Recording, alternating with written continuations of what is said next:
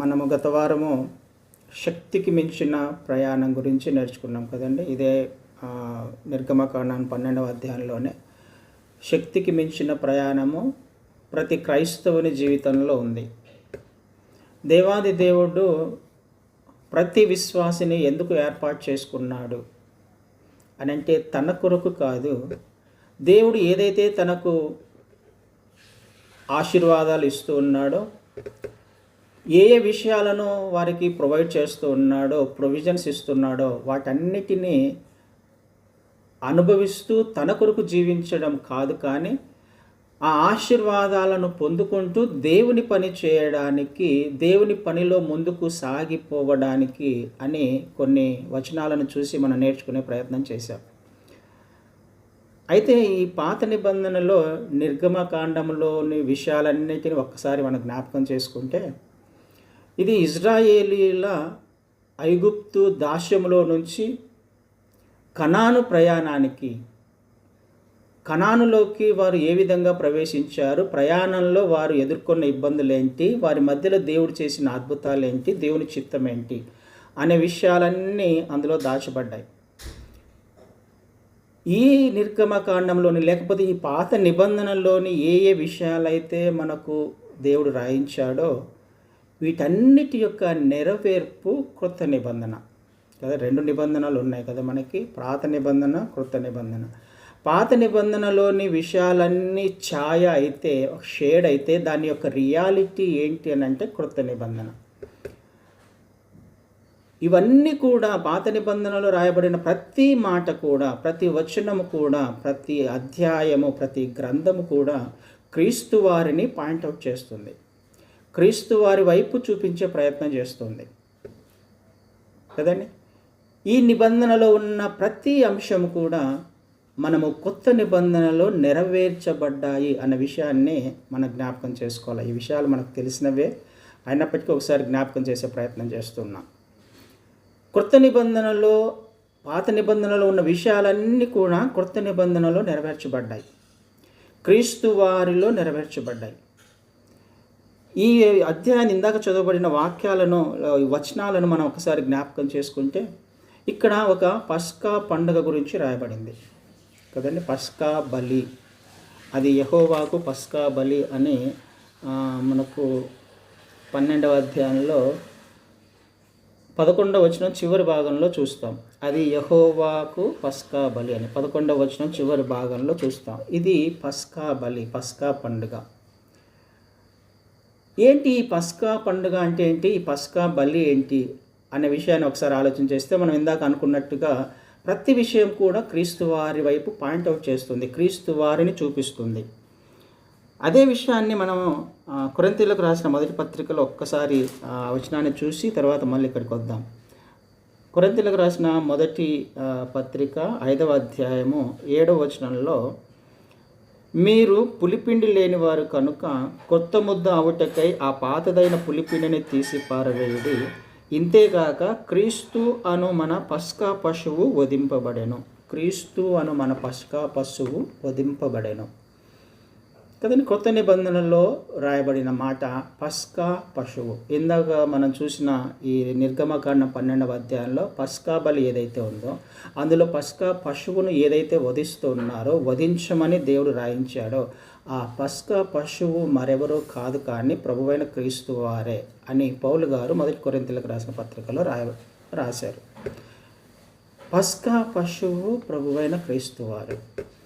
నూతన నిబంధనలో క్రీస్తు వారు ఎందుకు వచ్చారు, పాత నిబంధనలో రాయబడిన ఈ అంశాలు ఏంటి, ఈ పస్కా పశువు ఏంటి, అది క్రీస్తు వారికి ఏ విధంగా సరిపోతుంది, ఏ విధంగా క్రీస్తు వారికి సాదృశ్యంగా ఉంది అనే విషయాలను మనం క్లుప్తంగా కొన్ని విషయాలు నేర్చుకునే ప్రయత్నం చేద్దాం.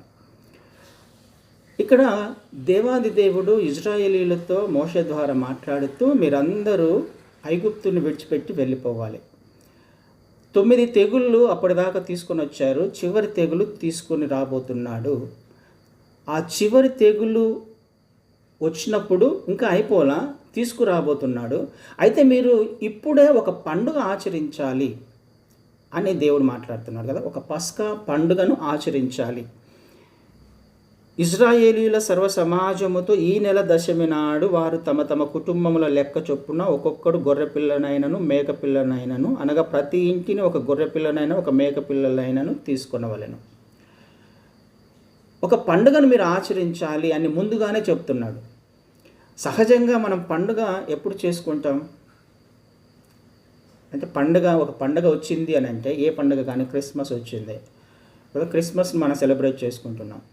క్రీస్తు వారు ఈ లోకంలో పుట్టకముందే క్రిస్మస్ సెలబ్రేట్ చేసుకుంటున్నామా, లేకపోతే ఆయన పుట్టిన తర్వాత ఎన్ని సంవత్సరాలు 2000 సంవత్సరాల నుంచి మనం సెలబ్రేట్ చేసుకుంటూ వస్తాం అంటే, అది ఆ పని జరిగిపోయిన తర్వాత పండుగను ఆచరిస్తాం సహజంగా కదండి.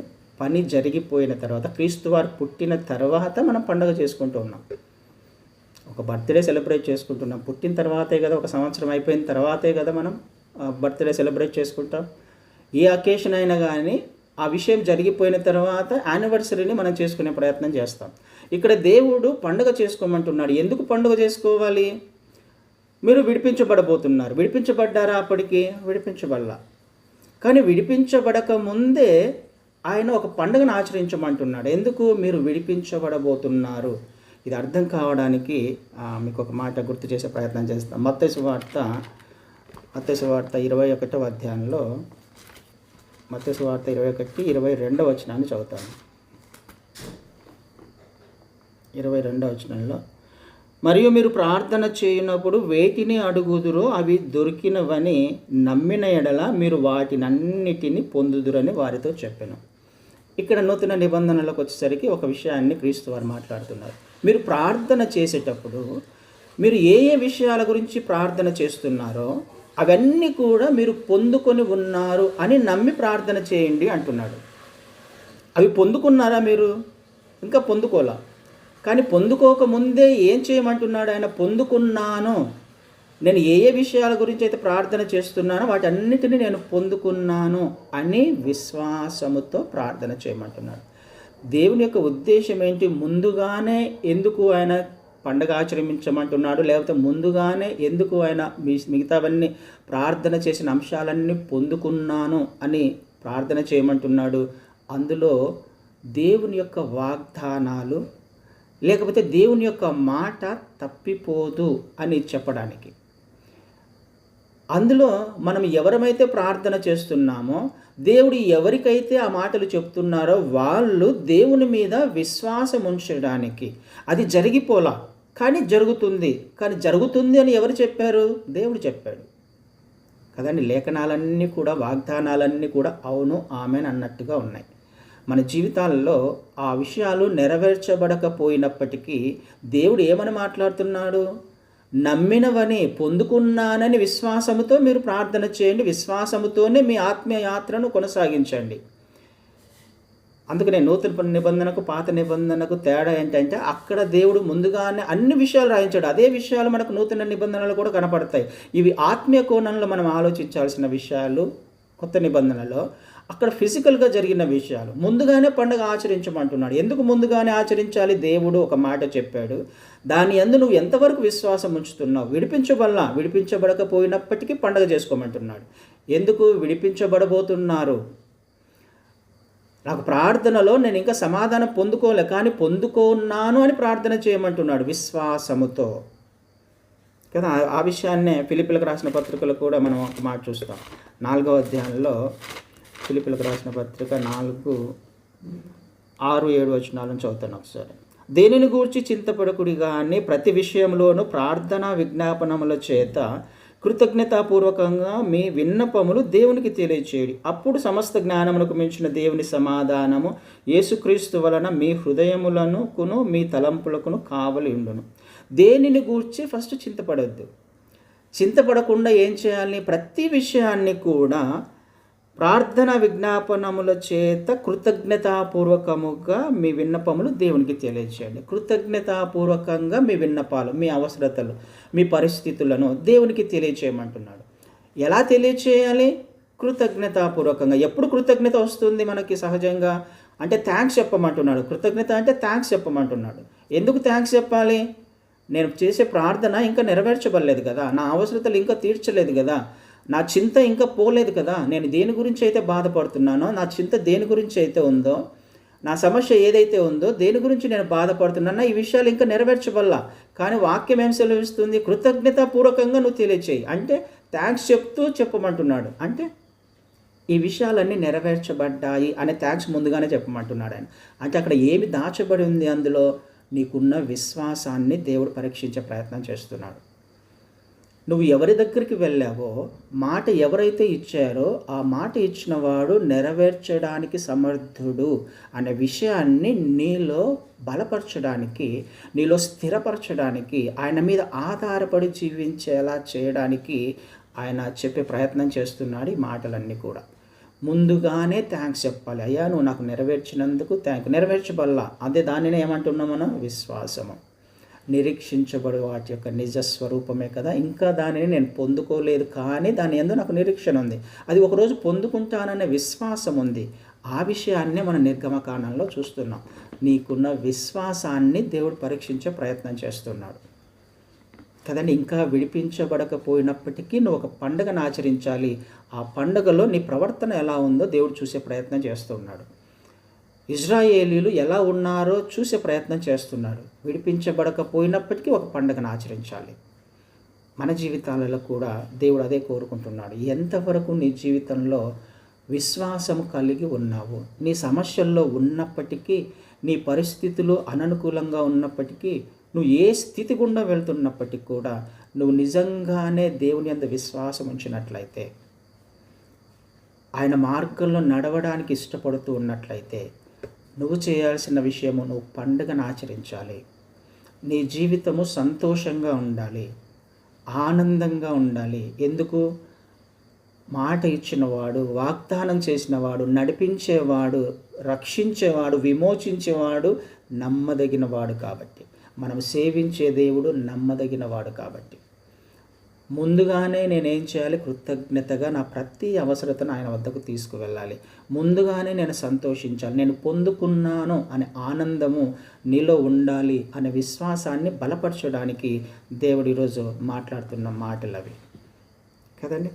ఆ విషయాన్ని మనం అర్థం చేసుకోవాలి. అందుకనే పాత నిబంధన మనకు ఫిజికల్గా జరుగుతున్న విషయాలైతే, ఆత్మకు సంబంధించిన, ఆత్మీయ జీవితానికి సంబంధించిన విషయాలన్నీ కూడా మనకు క్రొత్త నిబంధనలో నెరవేర్చబడ్డాయి. హల్లెలూయా.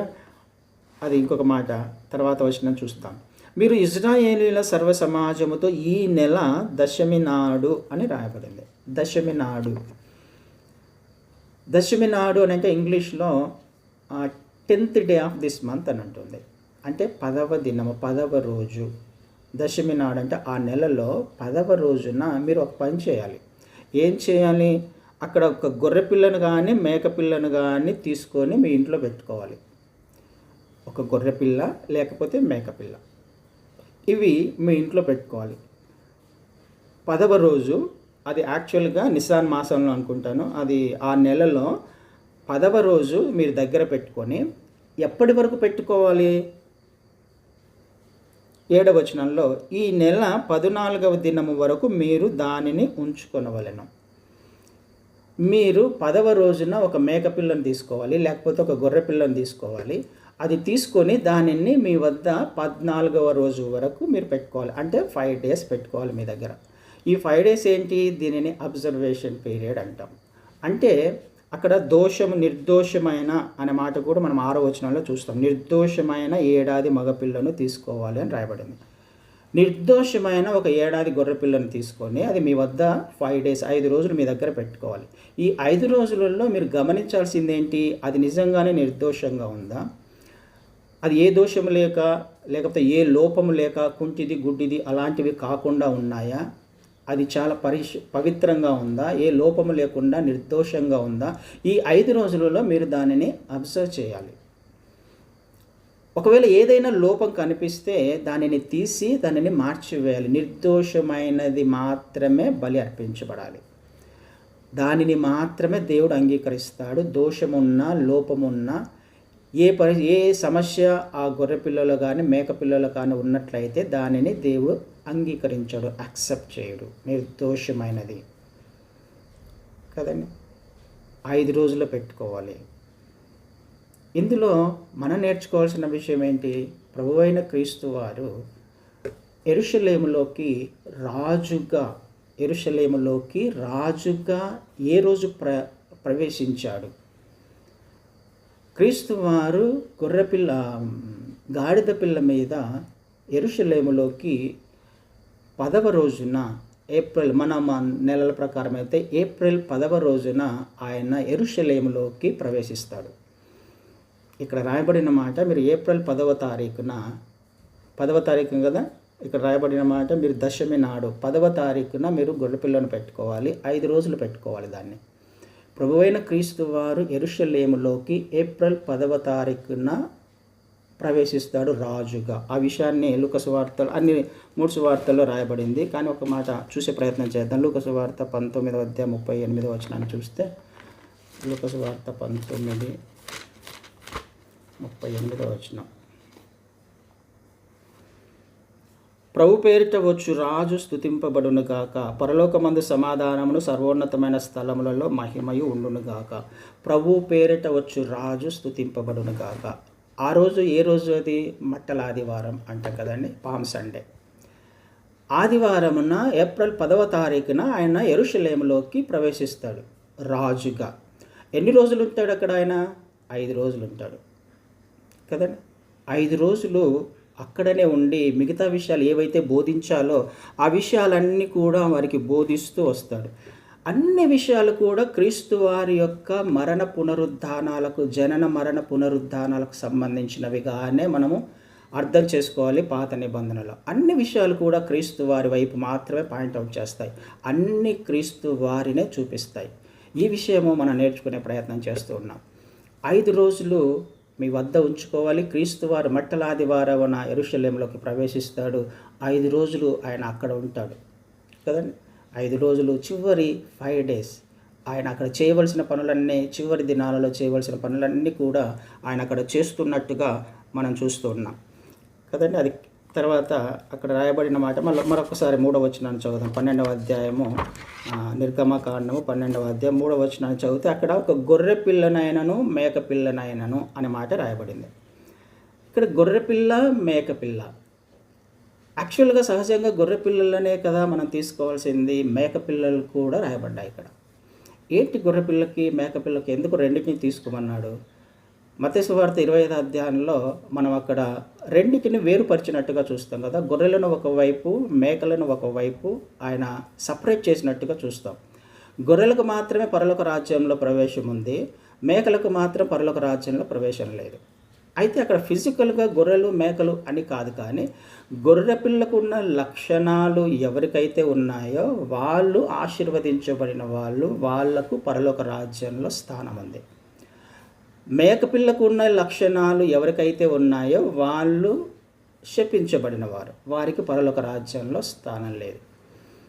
ఆ రెండుకి ఉన్న లక్షణాలలో తేడాను గమనించినప్పుడు గొర్రెపిల్లకు ఉన్న లక్షణాలు ఏంటో మనకు తెలుసు, మేకపిల్లకు ఉన్న లక్షణాలు ఏంటో మనకు తెలుసు. గొర్రెపిల్ల కంప్లీట్గా కాపరి మీద ఆధారపడి వెంబడించే ప్రయత్నం చేస్తుంది. అది ఒక మందగా, ఒక గుంపుగా ఉండడానికి ప్రయత్నం చేస్తుంది. అది ఒంటరిగా ఉండడానికి ఇష్టపడదు గొర్రెపిల్ల. కానీ మేకపిల్ల అలా కాదు. అది తిరుగుబాటు స్వభావం ఎక్కువ. దాని ఒంటరిగా ఉండడానికైనా చెత్త చెదారం తినడానికి ఇష్టపడుతుంది అది. కానీ గొర్రెపిల్ల అలా కాదు. అంటే క్లుప్తంగా చెప్పే ప్రయత్నం చేస్తున్నాను, డీటెయిల్గా కాకుండా, సమయం సరిపోదు కాబట్టి. గొర్రెపిల్ల పచ్చికను మాత్రమే, ఫ్రెష్ ఫుడ్ మాత్రమే తీసుకుంటుంది. అది ఫ్రెష్గా ఉన్న గడ్డిని మాత్రమే తింటుంది. కానీ మేకలను చూసే ప్రయత్నం చేయండి, అది చెత్త చెదరం ఏది కావాల్సి తినే ప్రయత్నం చేస్తుంది. అది ఒంటరిగా ఉండడానికైనా ఇష్టపడుతుంది. అది ఎక్కువగా కాపరి మీద ఒంటరిగా తిరగడానికి, ఒక్కొక్కసారి తిరుగుబాటు చేయడానికి కూడా కదా, పారిపోవడానికి కూడా, తప్పించుకోవడానికి కూడా ప్రయత్నం చేస్తుంది. ఇవి క్లుప్తంగా కొన్ని విషయాలు. గొర్రెపిల్లకు మేకపిల్లకు ఉన్న లక్షణాలు అవి. మత్తయి సువార్తలో ఈ రెండింటిని వేరు చేసి గొర్రెపిల్లకు మాత్రమే పరలోక రాజ్య ప్రవేశము, మేకపిల్లలకు మాత్రము పరలోక రాజ్యంలో ప్రవేశం లేదు. లక్షణాలు, ఫిజికల్గా కాదు కదండి, లక్షణాలు అవి. అయితే ఇక్కడ రాయబడిన మాట గొర్రెపిల్ల, మేకపిల్ల రెండింటిని తీసుకోమంటున్నాడు. రెండిటిలో దేనినైనా బలి అర్పించవచ్చు అని దేవుని వాక్యంలో రాయబడింది. అంటే అర్థం ఏంటి? గొర్రె పిల్లలు, మేక పిల్లలు ఈ రెండిటి కూడా మొదటగా ఒకే ఫ్యామిలీ అన్న విషయాన్ని జ్ఞాపకం చేసుకోవాలి. గొర్రెపిల్ల కానీ, మేకపిల్ల కానీ ఒకే కుటుంబానికి, ఒకే ఫ్యామిలీకి సంబంధించినవి కదా. ఈ లోకంలో ఉన్న ప్రతి మనిషి కూడా అది క్రైస్తవుడా, క్రీస్తు వారిని విశ్వసించారా లేదా విశ్వసించలేదా, ఎవరినైనా తీసుకున్నవారు కానీ ప్రతి ఒక్కరు కూడా దేవుని యొక్క స్వరూపములో, దేవుని యొక్క పోలికలో చేయబడ్డారు. అందరూ కూడా ఒకే స్వరూపంలో, దేవుని స్వరూపంలో చేయబడ్డారు. అందరూ కూడా ఒకే ఫ్యామిలీ కదా. అందరూ కూడా ఒకే కుటుంబానికి సంబంధించిన వారు, ఒకే జాతికి సంబంధించిన వారు. ఇక్కడ గొర్రెపిల్ల దేనికి సాదృశ్యంగా ఉంది అంటే ఇజ్రాయేలీలకు, తన ప్రజలకు సాదృశ్యంగా ఉంటే, మేకపిల్లలు ఎవరికి సాదృశ్యంగా ఉన్నాయి? అన్యులకు సాదృశ్యంగా ఉంది కదా. అన్య జనాంగానికి. ఇజ్రాయేలీలు వేరు, అన్య ప్రజలు, అన్యులు వేరు. కానీ ఇక్కడ దేవుడు అడుగుతున్నాడు, ఏదైనా తీసుకోవచ్చు, నువ్వు గొర్రెపిల్లనైనా తీసుకో, మేకపిల్లనైనా తీసుకో. అంటే అర్థం ఏంటి? దేవాది దేవుడు రానున్న దినాలలో జరగబోయే సంఘటనలను సాదృశ్యంగా చెప్తూ ఉన్నాడు. అంటే అన్యులను కూడా దేవుడు అంగీకరించడానికి ఇష్టపడుతున్నాడు. ఆయన అందరికీ దేవుడు కదండి. ఈ భూమి మీద పుట్టిన ప్రతి ఒక్కరికి కూడా దేవుని స్వరూపములో, ఆయన పోలికలో చేయబడిన ప్రతి మనిషికి కూడా ఆయన దేవుడే. అందరినీ అంగీకరించడానికి ఇష్టపడుతున్నాడు. అందరినీ పరలోక రాజ్యానికి చేర్చడానికి ఇష్టపడుతున్నాడు. అది మనకి రోమీలకు రాసిన పత్రికలో ఒక మాట చదువుకునే ప్రయత్నం చేద్దాం. 11వ అధ్యాయంలో, రోమీలకు రాసిన పత్రిక 11వ అధ్యాయము 17 నుంచి 24 వచనాలు చదివితే, మొత్తం చదివేలేను కానీ సమయం సరిపోదు. అక్కడ ఒలీవ చెట్టు, అడవి ఒలీవ చెట్టు రెండు కనపడతాయి కదండి. ఒలీవ చెట్టు, అడవి ఒలీవ చెట్టు రెండు కనపడతాయి. అయితే ఒలీవ చెట్టులో కొన్ని కొమ్మలను ఆయన నరికివేస్తున్నాను అని అంటాడు. ఒలీవ చెట్టు ఎవరికి సాదృశ్యంగా ఉంది? ఇజ్రాయేలీలకు సాదృశ్యంగా ఉంటే, అడవి ఒలీవ చెట్టు అన్యులకు సాదృశ్యంగా ఉంది. అయితే ఈ ఒలీవ చెట్టులో కొన్ని కొమ్మలను నరికివేసి, అడవి ఒలీవ చెట్టులో అంటే అన్యులలో ఉన్న కొన్ని కొమ్మలను కట్ చేసి, ఆ కొమ్మలను ఈ ఒలీవ చెట్టుకి అంటుగట్టి వాటిని ఫలింప చేయడానికి ఆయన ఇష్టపడుతున్నాడు. అంటే అర్థం ఏంటి అని అంటే, ఇజ్రాయేలీలలో ఎంతమంది అయితే ఆయనను విశ్వసించలేదో కదా, చాలామంది ఆయనను విశ్వసించలేదు, ఆయన తిరుగుబాటు చేశారో, ఆయనను అంగీకరించలేదు తన ప్రజలైనప్పటికీ. ఎవరెవరైతే ఫలించడానికి ఇష్టపడట్లేదో, ఆయనను అంగీకరించడానికి ఇష్టపడట్లేదో వారందరినీ ఆయన కొట్టివేయడానికి ఇష్టపడుతున్నాడు, నరికివేయడానికి ఇష్టపడుతున్నాడు. వాటన్నిటిని నరికివేసి ఎవరికి అవకాశం ఇస్తున్నాడు? ఆ స్థానంలో అడవి ఒలీవ చెట్టుకి ఆయన అవకాశం ఇస్తున్నాడు. అంటే అన్యులకు అవకాశం ఇస్తున్నాడు. ఎవరైతే క్రీస్తు వారిని అంగీకరించడానికి ఇష్టపడుతున్నారో, ఆ అడవి ఒలీవ చెట్టు యొక్క కొమ్మలను ఒరిజినల్గా ఏదైతే ఒలీవ చెట్టు ఉందో ఆ కొమ్మలకు అంటుగట్టి తనలో ఉన్న జీవాన్ని ఫలించేలా చేయడానికి, వారికి ఇచ్చి ఫలించేలా చేయడానికి ఆయన ఇష్టపడుతున్నట్టుగా మనం చూస్తున్నాం. అంటే అర్థం చేసుకోవడానికి ప్రయత్నం చేద్దాం. గొర్రెపిల్ల, మేకపిల్ల ఎందుకు తీసుకోమంటున్నాడంటే, ఇద్దరిని దేవుడు అంగీకరించడానికి ఇష్టపడుతున్నారు కదా. ఇజ్రాయేలీలను ఆయన అంగీకరించడానికి ఇష్టపడుతున్నాడు, అన్యులను అంగీకరించడానికి ఇష్టపడుతున్నాడు కదా. పిలువబడిన వారు నమ్మకంగా లేరు, వాళ్ళు పాత్రులు కారు అని మనకి మత్తయి సువార్తలో చూస్తాం. వివాహానికి పిలువబడిన వారు పాత్రులు కాదు, కానీ ఎవరికి అవకాశం ఇచ్చాడు? అందరికీ అవకాశం ఇచ్చాడు ఆయన కదా. ఆ దారిలో పోయే వాళ్ళందరూ ఎవరైతే ఉన్నారో వారందరినీ పిలువమంటాడు. మత్తయి సువార్త 21వ అధ్యాయం పెళ్లి విషయంలో మనం చూసుకుంటున్నప్పుడు ఇదే విషయాన్ని మనం ఇక్కడ గొర్రెపిల్ల, మేకపిల్లల విషయంలో కూడా మనం గమనించే ప్రయత్నం చేయాలి. ఎందుకు మేకపిల్లలను కూడా అంగీకరిస్తున్నాడంటే, అది మనకు సాదృశ్యంగా ఉంది. ఆయన మహా కనికరము, ఆయన మహా కృప వలన దేవాది దేవుడు మనకు అవకాశం ఇస్తున్నాడు. ఆయన కృప వలనే మనం రక్షించబడ్డాం, కానీ అది మన శక్తి చేత కాదు, మన బలం చేత కాదు. దేవాది దేవుడు మేకపిల్లను కూడా అంగీకరించడానికి ఇష్టపడుతున్నాడు అనేది ఆయన కనికరం, అది ఆయన రాయించాడు. ఆయన మనల్ని అంగీకరించడానికి ఇష్టపడుతున్నాడు. అందులో మనం అతిశయపడడానికి వీల్లేదు. అందుకనే ఇందాక 11వ అధ్యాయంలో రోమీలకు రాసిన పత్రికలో చూస్తే, మీరు దానిని బట్టి అతిశయపడద్దండి. ఒకవేళ అతిశయపడితే ఒరిజినల్గా ఉన్న ఈ ఒలివ చెట్టు ఉన్న కొమ్మలనే నరికివేయడానికి ఆయన ఇష్టపడినప్పుడు నువ్వు వచ్చి అతిశయపడితే నిన్ను నరికివేయడానికి ఆయనకు ఏమైనా సందేహం ఉంటుందో, ఆయన నిన్ను నరికివేయడా అని ప్రశ్న వేస్తాడు అక్కడ. అంటే మనము రక్షించబడ్డాము మన శక్తి చేతనో, లేకపోతే బలం చేతనో, లేకపోతే దేనిని బట్టో మనం అతిశయపడుతున్నాము. నా క్వాలిఫికేషన్ బట్టి, నాకున్న స్థితిని బట్టి నేను రక్షించబడ్డాను ఒకవేళ నువ్వు అనుకుంటే, నిన్ను నరికివేయడానికి కూడా ఆయన ఏమాత్రం కూడా సందేహపడడు. మనం అతిశయపడడానికి వీల్లేదు. ఆయన కృప వలన మాత్రమే మనం రక్షించబడ్డాం. మనం అడవి ఒలీవ మొక్కలము, అడవి చెట్లం మనము, అన్యులము. కానీ దేవుడి కృప వలన, ఆయన మహా ప్రణాళిక వలన ఆయన మనల్ని రక్షించడానికి ఇష్టపడుతున్నాడు, మేక పిల్లలమైనప్పటికీ కూడా కదండి. మనకు అదే 12వ అధ్యాయంలోనే, నిర్గమకాండం 12వ అధ్యాయంలోనే 37వ వచనాన్ని ఒకసారి చూస్తే, అప్పుడు ఇశ్రాయేలీలు రామశేషు నుండి సుక్కోతుకు ప్రయాణమైపోయి, వారు పిల్లలు కాక కాల్బలం 6 లక్షల వీరులు, అనేకులైన అన్యజనుల సమూహమును. ఏమని రాయబడింది? అనేకులైన అన్యజనుల సమూహము. ఇశ్రాయేలీలు అందరూ విడిపించబడ్డారు ఐగుప్తు దేశంలో నుంచి. అయితే వాళ్ళతో పాటు ఎవరెవరు వస్తున్నారు? అనేకమైన అన్యజనుల సమూహము వారితో పాటుగా వెళ్ళినట్టుగా చూస్తే, వీళ్ళందరూ ఎక్కడికి వెళ్ళారు? ఎర్ర సముద్రం దాటారుగా వీళ్ళందరూ కూడా పరలోక రాజ్యానికి, అంటే కనానుకు ప్రయాణమయ్యారు కదా.